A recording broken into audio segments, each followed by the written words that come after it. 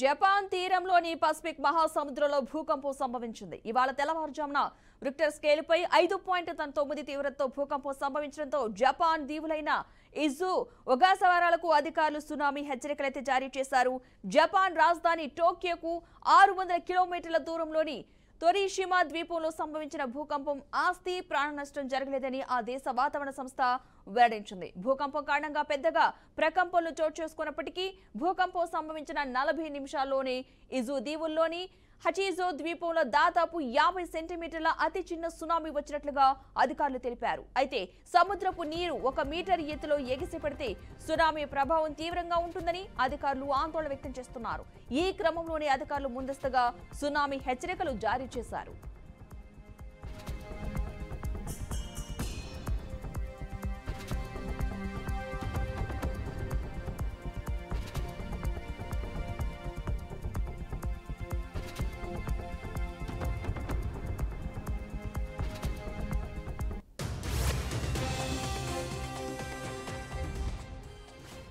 Japan తీరంలోని Pacific మహాసముద్రంలో భూకంపం సంభవించింది. ఇవాళ తెల్లవారుజామున రిక్టర్ స్కేలుపై 5.9 తీవ్రతతో భూకంపం సంభవించడంతో జపాన్ దీవులైన ఇజు, ఒగాసవారాలకు అధికారులు సునామీ హెచ్చరికలు జారీ చేశారు.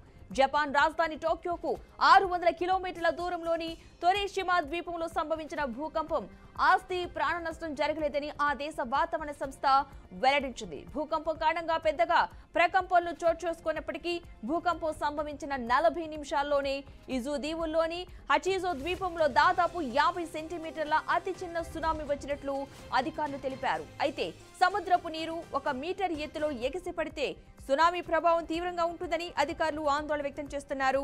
ఈ క్రమంలోనే అధికారులు ముందస్తుగా సునామీ హెచ్చరికలు జారీ చేశారు.